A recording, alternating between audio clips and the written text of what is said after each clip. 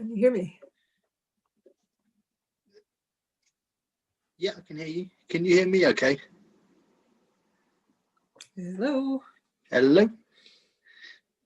I see a black screen and hear nothing. Yeah. Ah, here we go. Now I hear something. I still can't see anything though. It took a second, but Hello. I can hear you fine. I don't know if you can hear me.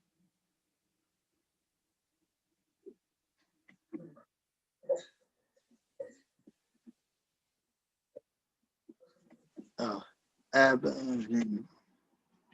I'm missing out on every other word from you. Is my Wi-Fi on? Yes, my Wi-Fi is on.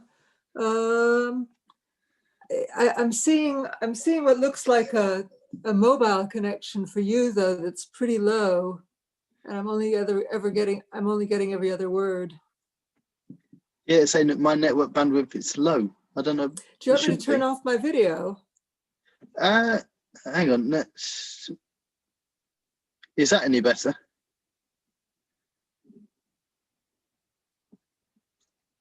Because I've just turned off something else, see if it helps it. Sorry?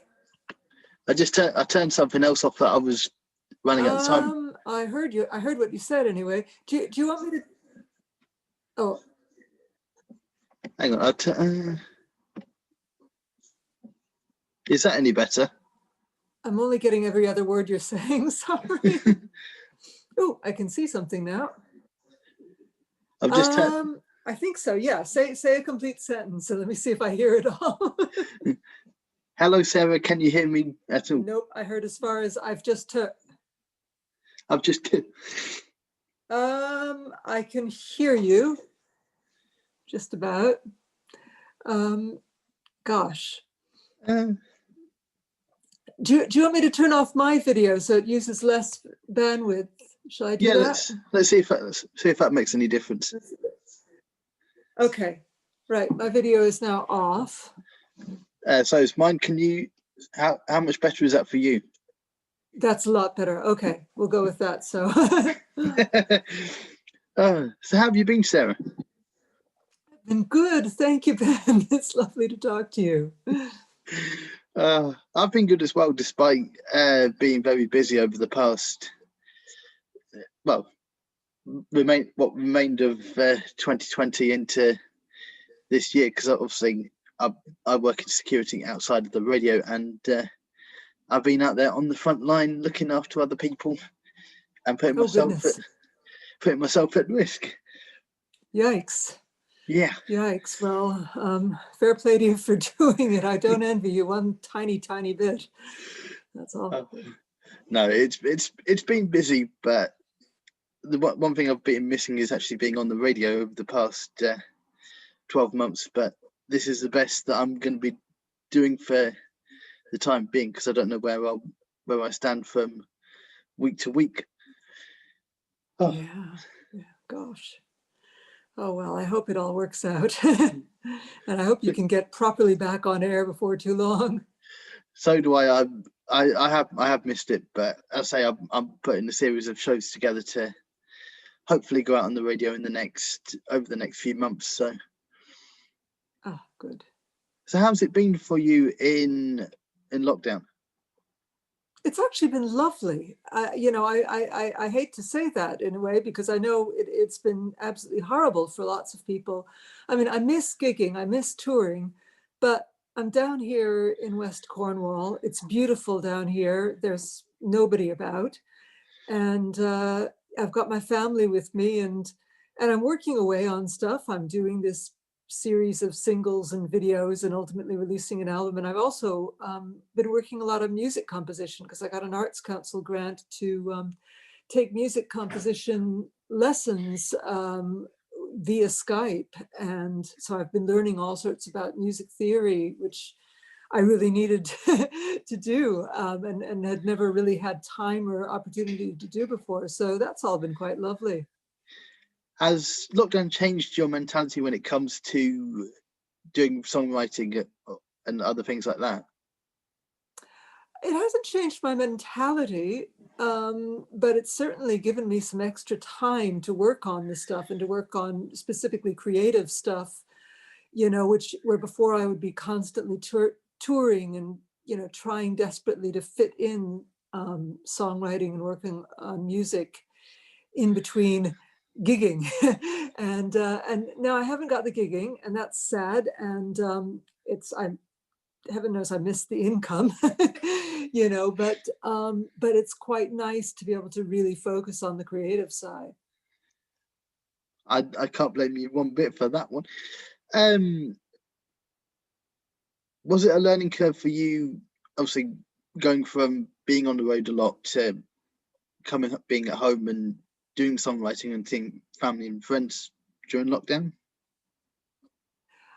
Well, no, because I've always had breaks between tours. You know, I mean, my usual pattern was I used to generally kind of do 3 months on, 3 months off. I'd kind of go out on the road for 3 months, and then I'd be home for 3 months, doing exactly pretty much what I'm doing now, with the difference that I'd be sort of also frantically getting ready for the next tour and trying to book in gigs. I tell you what's been weird has been not really booking, which has got to change at some point. I'm going to have to get back to touring at some point, but I haven't been even bothering to try and inquire about potential gigs, you know, because it just seems pointless because nobody knows, you know, what we're all going to be able to do. And, you know, at the moment, I'm actually scheduled to be kind of up in your neck of the woods in May. I have my doubts as to whether it's really going to happen.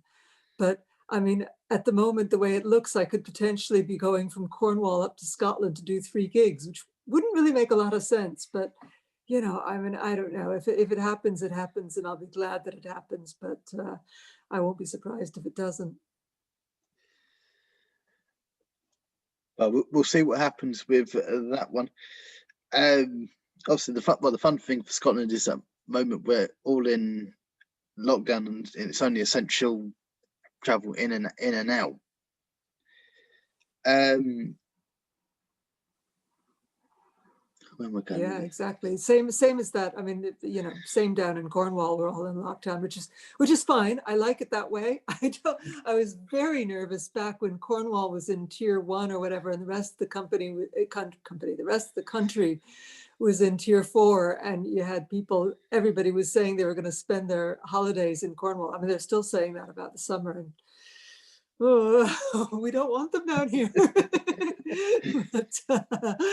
But yeah, you know, I do feel very lucky to be where I am, to be in a rural area where I can go out for walks. And, you know, I know there are a lot of people who are spending lockdown cramped in tiny apartments in the middle of cities, you know, and not being able to escape other people. And my heart goes out to them. That must be really awful. And I am thankful on a daily basis that I'm here where I am and not somewhere else.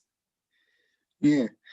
Speaking of gigging, obviously I have seen a lot on Twitter that festivals are having to cancel and potentially rebook for the following year. But because obviously cinemas have had the biggest hit with having to close all the theatres, but they've had a resurgence in doing drive-in movie nights. Could that be how the music industry reboots itself in the coming years after this pandemic?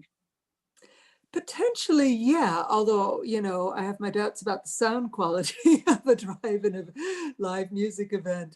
You know what? I mean, it's one thing with the movie where you can stream the audio to your car, but I don't know. Maybe it could work. I mean, I just hope we can just get back to proper touring, you know, and get back into playing venues again. Because especially for artists like myself, you know, who generally play smaller venues, those smaller places, they're the ones who are suffering as venues because they're not getting the support that the big name venues are getting, and they can't put on gigs because they've no facility for social distancing. So it's kind of the worst of both worlds for both the artists and the venues, and it's a tragic situation. And I just hope it changes. So do I, because I will admit I love going. I don't go often, but I do love going to a good gig. Um, your new release is The Silence Above Us. How did that come about? Well, the way it came about, the whole project of the St. Buryan sessions came about when I had to cut my tour short last March. I was on the road in Germany and had to come rushing home before the borders closed. And then I was kind of a loose end. And my own internet connection isn't that great. So live streaming wasn't really going to be a good option for me. And I'd always wanted to make a live album, to do a really good live recording, and ideally on video, because I felt like my live performances they kind of had something to them that had been absent from the studio recordings, and I really wanted to capture that and do it well and do it in a quality production, not a hokey home production. And so I did a crowdfunder and I got wonderful support for it from people. I exceeded my goal pretty quickly.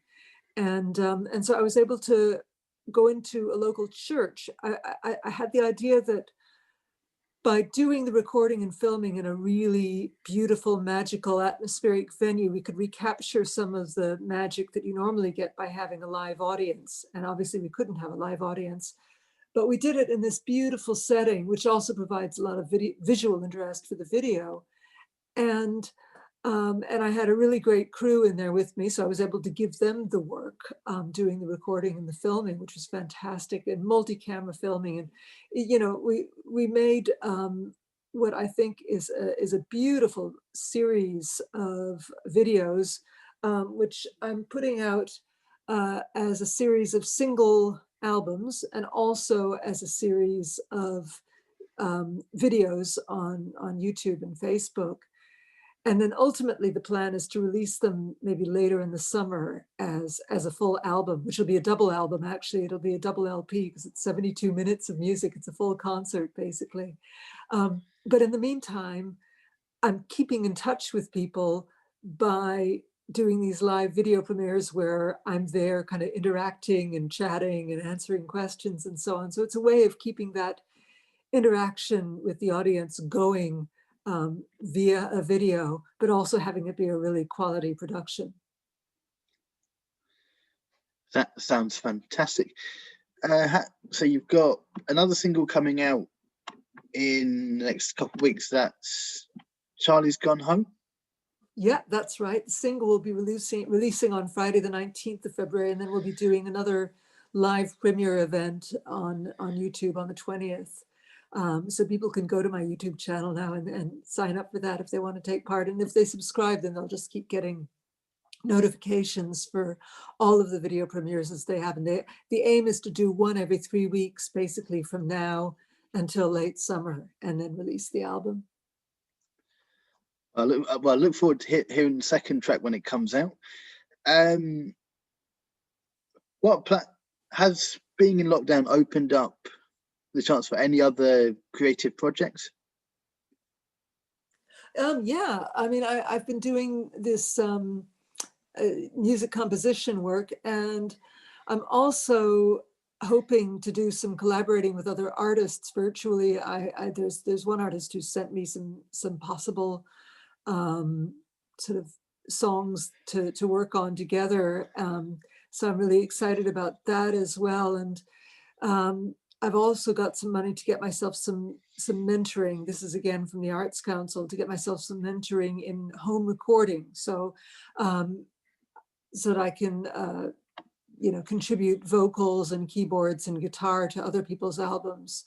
So it'll be really nice if I can get that going too, not just to get me through lockdown, but also as a long-term kind of career move, to help keep me from being so dependent on touring in case anything like this happens again, or just in case I'm presumably not going to want to keep touring like crazy forever, although I'd like to get back to doing it for a little while anyway. I can entirely understand with that one. Just for anybody who's looking to find you, where can they find you on social media?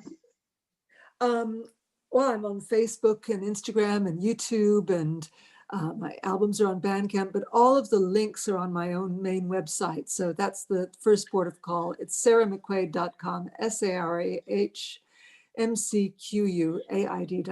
And if you go there, there's a link to the video series right on the homepage, and also links to all of my social media. So please do go there and, follow and like and retweet and all that good stuff. That would be lovely. I'll make sure to put that on my page as well when this interview goes out. And also, just for anybody who didn't know, we've actually met before, because you came on mine and Jamie's lunchtime show a few years ago, didn't you? I did indeed. Yeah, I remember it well. Are you still in that little industrial estate kind of place? Yes, we're still there. We're still going strong, as we have since 2013. I mean, Yeah, no, was it that long ago? Gosh, ages and ages. Well, as I say, I am hoping to get back up to your neck of the woods, hopefully this year, and if not, then next year. So we'll have to arrange another studio visit and come in and play some stuff live for you. That'd be really nice.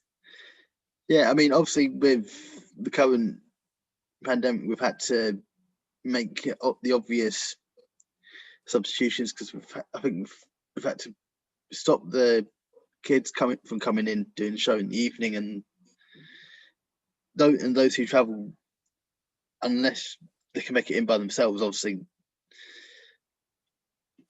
or Yeah, and public of course, transport. yeah. And of course, I imagine it's difficult if you're going to have a succession of people coming into a small space, like a radio studio. It creates all kinds of dangers in itself. So just here's hoping life gets back to normal, because it was a wonderful opportunity for young people to be able to do that and come in and do radio shows and everything. I mean, I feel so sorry. I mean, I have teenage kids, and they're really, kind of struggling with they've got no social life anymore. And, they can't get out and they can't go and do stuff. And they're doing all their schoolwork online. And gosh, I hope things get back to normal for all of us soon, but especially for young people. So do I. But I'll tell you, the one thing I won't miss is having kids on the bus when I'm heading to and fro from work on an evening or first thing in the morning. it's Oh just yes, they can be noisy, the teenagers on the bus. yes. I remember well.